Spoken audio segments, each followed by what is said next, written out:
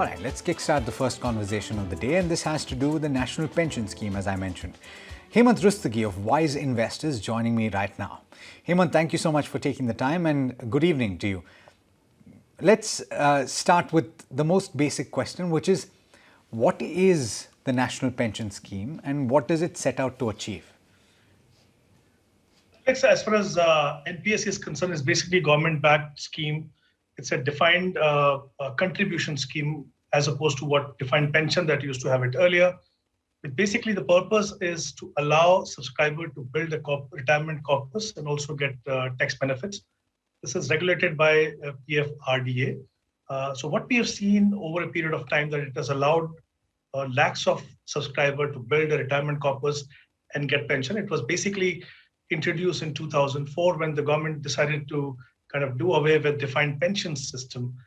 And in 2009, it was thrown open to all entire public of the country. So now you can have anyone subscribing to this, obviously within certain rules and framework. So it has kind of emerged as one of the favorite, I would say, investment option for investors to build a retirement corpus over the years. Now, there is also a bit of nuance associated with how you can run the NPS, and there's a little bit of individuality, Hemant, that you can bring into this NPS investment. We'll get to that in just a bit. But first, what is the Tier 1 account and what is a Tier 2 account? Yes, Alex, actually there are two types of accounts that you can open. One is a Tier 1 and Tier 2. Tier 1 is the account basically, which is the one which you open if you want to build a retirement corpus. That's the account where all the rules and regulations of PFRDA apply. There's a lock-in period. There are tax benefits of investing in that. And if you look at Tier 2, basically there, it's a voluntary saving scheme. It's different from Tier 1. That is, you can say mandatory, but this is voluntary, which means there is no lock-in period. There are no tax benefits for that. That's something you can utilize for kind of building a corpus for any other purpose, and maybe as additional corpus for building for your retirement. So that's a basic difference, that all the rules of NPS apply to Tier 1 account, and you must have a Tier 1 account to be able to open Tier 2 account. So that explains what these separate accounts are. Now, there are significant tax advantages to investing in the National Pension Scheme. Before we get into the nitty-gritties of the scheme, let's talk about those first, Hemant. What are they? Well, Alex, I think one of the major advantages of investing in NPS is the tax benefits that you get. So let's first begin with the tax benefit that you get when you invest the money. So what happens is under Section 80CCE, which is a part of Section 80C, you get tax exemption of investment up to 1,50,000. This is something which is available for NPS subscriber, along with other investment options like PPF, Employees Provident Fund, tuition fee for the children, bank deposit for 5 years. So there are many options which are available under Section 80C. NPS is a part of that. So there is no exclusivity there. There's no additional benefit if you are someone who has already utilized that. So even if you invest in NPS, you will not get the benefit of that. The second is under Section 80CCD 1B. This is exclusive tax benefit for subscribers of NPS of 50,000. This is over and above that 1,50,000 which I mentioned about Section 80C. And then if your employer gives you the NPS facility, so the contribution by the employer to your NPS to the extent of 10% of your salary, which is basic plus DA, is also exempt from tax. So these are three tax benefits that you get while you invest the money in NPS. And at the time of withdrawal, at the time of retirement, you can withdraw 60% of the accumulated corpus, but on the 40%, which is tax-free, on the 40% you buy annuity, but that annuity is taxable. So broadly, these are how the tax benefits are available to the subscribers of NPS. So the 40%, just to drive home the point, which is taxable, which is the annuity that you buy, you're basically going to be paying income tax on it, correct, over the course of the year?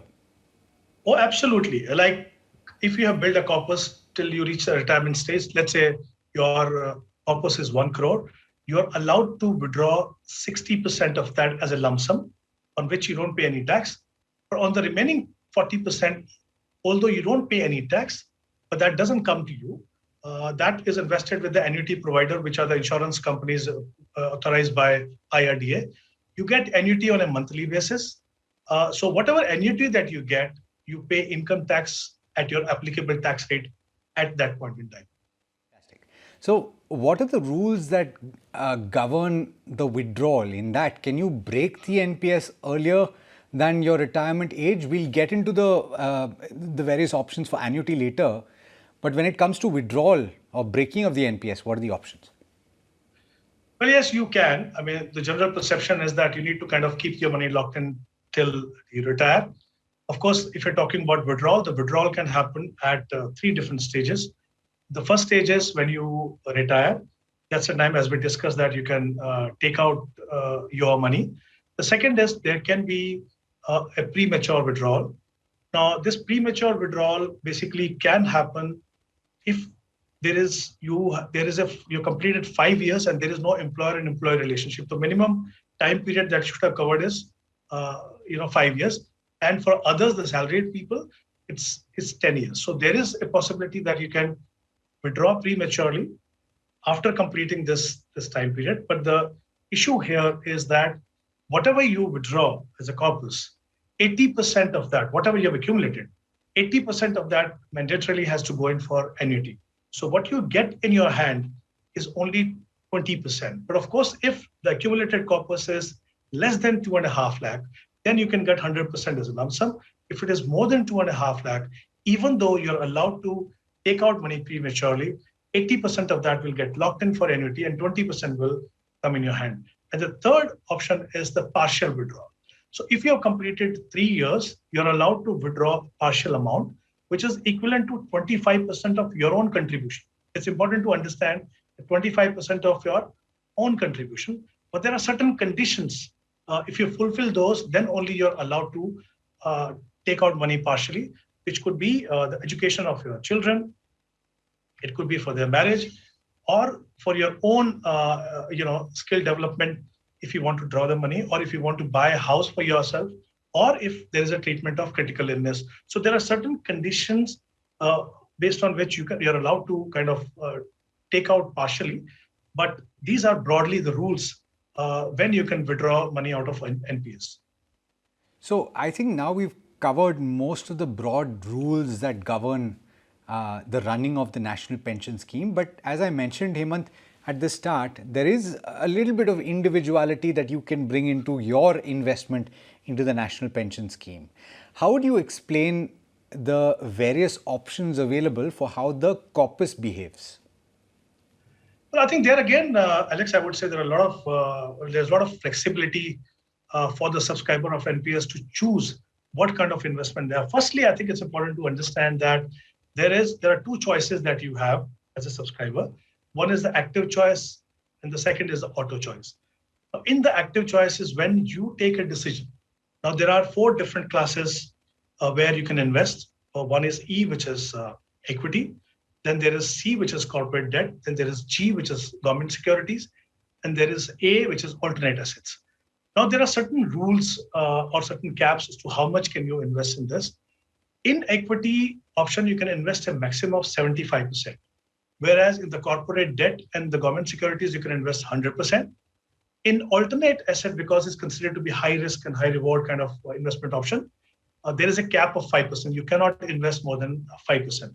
But there are further rules which we need to understand. That the 75% equity is only till the age of 50. Okay, once you cross the age of 50, your contribution to equity reduces by 2.5% every year. And by the time you reach the age of 60, it would be down to 50%. So I think it's important to understand. Now, this obviously is good choice for all those investors who understand what are the risks of investing in equity. They are very clear in terms of what kind of allocation they would like to have, so they can go for active choice. Now, there could be then investors who may find it very difficult to decide that what kind of asset allocation should be there, or they feel that it's too much of a hassle to rebalance the portfolio from time to time. So there is a choice of, like I said, auto choice, where based on, you have options to either opt for aggressive life cycle fund, or it could be moderate life cycle, or it could be conservative life cycle. Now, what happens there is till the age of 35. Okay, there is a clear mandate as to how much money will be invested in equity and corporate bond and debt. For example, if you opt for aggressive, 75% till the age of 35 will go into equity, 10% will go into corporate debt, and 15% will go into government securities. Similarly, if you opt for moderate, the maximum exposure till the age of 35 to equity will be 50%. And then if you opt for conservative, then the maximum exposure is going to be 25. Now, based on whether you have opted for aggressive, conservative, or moderate, your exposure to equity will come down. For example, in aggressive, it will come down by 4% every year. So by the time you reach the age of 55, okay, it would be down to 15%. And whereas in case of moderate, it would be down to 10%. And then in case of conservative, it will be 5%. So I think it's important to understand that depending on which life cycle you are comfortable with, you can opt. So there is a lot of flexibility, but there is a flaw, I believe that, because when you talk about reducing your exposure to equity after the age of 50, that's your pre-retirement stage. That's the age when you are in the best position to kind of, these are your best year in terms of earnings and savings. And by that time, you can expect a lot of people to kind of have taken care of other investment goals. So you are in a position to kind of increase your allocation to equity. And by that time, you also understand the nuances of investing in equity and what are the risks. But at that point in time, if you reduce the exposure to equity, I think somewhere it makes you will compromise, especially if you're comfortable with equity as an asset class. Fair point. And I think you've broken it down very nicely for us, Hemant. But when you talk about the active choice, is there an option available to a holder to change their decision midway through? Oh, yes. Again, there is a lot of flexibility. You can change twice a year. You can change your allocation. You can even change once in a year your, the fund manager. So there is a lot of flexibility in even changing from active to auto, and within active, the allocation that you want to change. There is definitely a flexibility, but I think it's important for every subscriber to understand that this is a facility that you need to kind of use it selectively. Just because you have the flexibility of moving around from equity to corporate to government securities and back to equity, I don't think that's the right approach. Yes, there is a flexibility, but if you make changes quite often, it would amount to kind of trying to time the market, which, as you know, even the best of experts find it very difficult to time it properly. So I would say that subscribers should refrain from that. It's a good thing that you have a facility, but use it very, very selectively. Quick last questions. What should an individual know about when they're deciding the kind of options available for the pension? There is also, Hemant, an option to extend till 70, right? You can choose to not pull out money till you're 70. Yes, actually, you can actually extend it till 75. Now you have an option of either extending that for the lump sum amount or for annuity or for both. You can also decide to kind of take out money, in a phased manner. And at any point in time, if you believe that now is the time that you want to withdraw the lump sum amount, you can actually decide to do that. So again, I think in terms of withdrawal, there is a lot of flexibility there. Obviously, whether you need to kind of go for that option or not will depend upon your personal situation.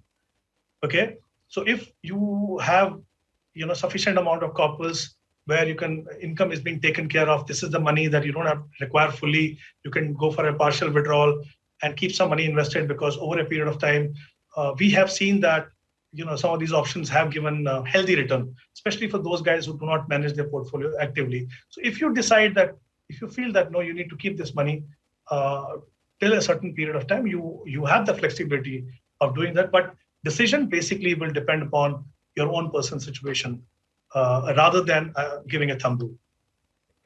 The last very quick point, and unfortunately I'm going to have to rush you just a bit, but Hemant, if you compare NPS, and we've broken down all the benefits also, with the other retirement products available, how does it stack up? How does an individual choose whether to deploy or not? Well, I would say I think there are certain parameters on which NPS definitely scores better than many other options, whether it's tax benefit, but of course that cannot be the reason for investing in that in terms of flexibility. But I think the biggest drawback is that when you compel a subscriber to keep them 40% of the accumulated corpus, if the corpus is above 5 lakh, for annuity. See, what happens is, again, your personal situation would count. Maybe you require that money.